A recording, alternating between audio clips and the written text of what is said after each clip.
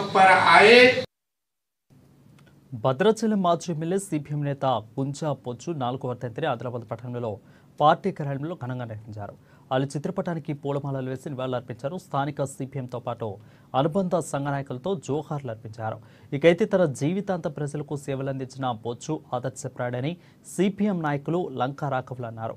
ప్రజల సమస్యల పరిష్కారం కోసం ప్రభుత్వాలతో అలుపెరుగని ఉద్యమాలు చేసిన ఘనత ఆయనదని అన్నారు.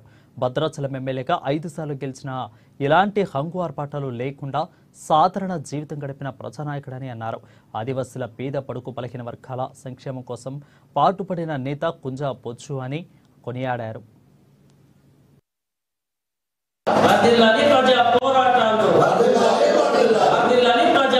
సిపిఎం రాష్ట్ర నాయకులు, అదేవిధంగా ఆల్ ఇండియా ఆదివాసీ నాయకులు, 5 సార్లు భద్రాచలం ఎమ్మెల్యేగా ఉన్నటువంటి కామ్రేడ్ పుంజా పొచ్చు గారు ఆదర్శ నాయకులు.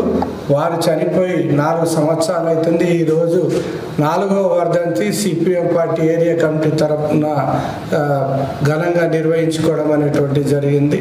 పుంజా పొచ్చు గారికి ఆదిలాబాద్ జిల్లా ఆదివాసులతోని ఐటీడీఏ ఊట్నూరుతో కానీ అనుబంధం అనేటువంటిది ఉన్నది. వారు 5 సార్లు ఎమ్మెల్యే ఉన్నా కానీ గుడిసెల బతికినటువంటి వాడు, ఆదర్శవంతమైనటువంటి నాయకుడు. ఎలాంటి ఆర్భాటాలు లేకుండా నిరంతరం ఆదివాసుల శ్రేయస్సు కోసం ఈ దేశంలో కార్మిక కష్టజీవుల పేదల రాజ్యం తేవాలని ఎంతో పనిచేసినటువంటి నాయకుడు. ఎలాంటి ప్రలోభాలకు లొంగకుండా, ఎలాంటి లంచాలు డబ్బులకు అవినీతికి అవకాశం లేకుండా ఆదర్శంగా ఆ నియోజకవర్గానికి రాష్ట్రంలో ఎక్కడున్నా కానీ మంచి కృషి చేసినటువంటి నాయకుడు. వారి ఆశయ సాధన కోసం సిపిఎం ఆదిలాబాద్ జిల్లా కమిటీ నిరంతరం పనిచేస్తుంది.